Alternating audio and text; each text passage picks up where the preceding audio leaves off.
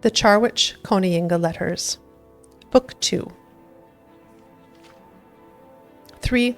Last Seed, 3rd Era, 411. Telebrun, Morrowind. My good friend Charwich, I only just last week received your letter dated 6 Sun's Height, addressed to me in Sadrith Mora. I did not know how to reach you before to tell you of my progress finding Hadwaf Nightweir, so I send this to you now, care of the lady you mentioned in your letter, the Lady Ellisbeth Moorling of Wayrest. I hope that if you have left her palace, she will know where you've gone and can send this to you. And I hope further that you receive it in a timelier manner that I received your letter. It is essential that I hear from you soon, so we may coordinate our next course of action. My adventures here have 2 acts, one before I received your letter, and one immediately after. While you searched for the elusive possessor of Azura's star in his homeland to the west, I searched for him here, where we understood he conjured up the Daedra Prince and received from her the artifact. Like you, I had little difficulty finding people who had heard of or even knew Nightweir. In fact, not long after we parted company and you left for the Iliac Bay, I met someone who knew where he went to perform the ceremony, so I left at once to come here to Telebrun.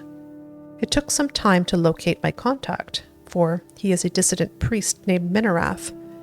The temple and tribunal, the real powers of Morrowind, tend to frown on his order, and while they haven't begun so much of crusade to stamp them out, there are certainly rumors that they will soon. This tends to make priests like Minarath skittish and paranoid, difficult people to set appointments with. Finally, I was told that he would be willing to talk to me at the Plot and Plaster, a tiny tavern without even a room to rent. Downstairs, there were several cloaked men crammed around the tavern's only table, and they searched me to see if I had any weaponry. Of course I hadn't. You know that isn't my preferred method of doing business.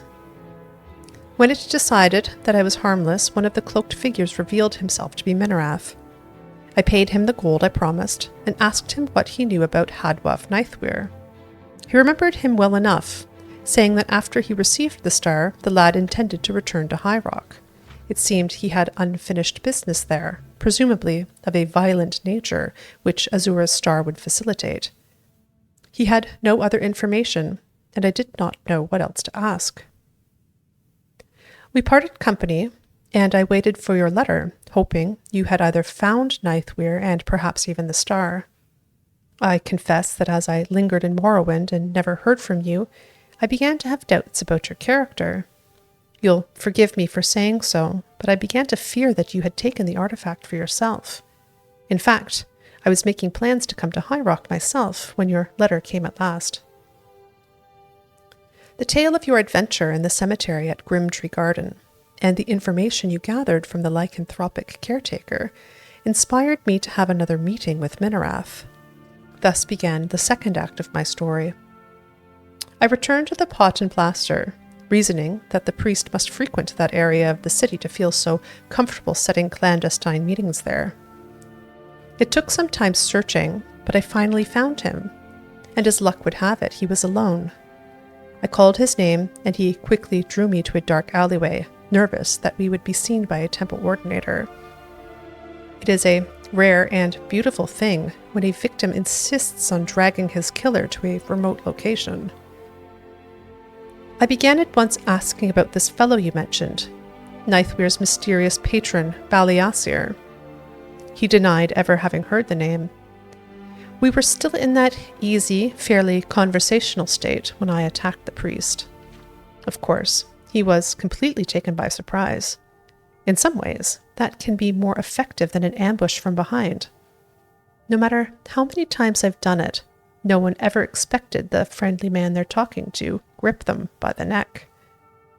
I pressed hard against my favorite spot in the soft part of the throat, just below the thyroid cartilage, and it took him too long to react to my lunge and try pushing back.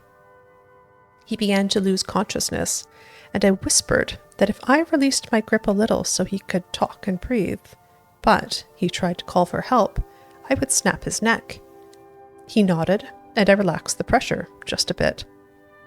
I asked him again about Baliasir, and he shook his head, insisting that he had never heard the name. As frightened as he was, it seemed most likely that he was telling the truth. So I asked him more generally if he knew anyone else who might know something about Hadwa of Nightweir. He told me that there was a woman present also during the ceremony, someone he introduced as his sister. I remembered then the part of your letter about seeing the grave of Nightweir's sister, Perira. When I mentioned the name to the priest, he nodded frantically, but I could see that the interrogation had reached an ending. There is, after all, something about being throttled that causes a man to answer yes to every question. I snapped Minrath's neck and returned home. So now I'm again unsure how to proceed.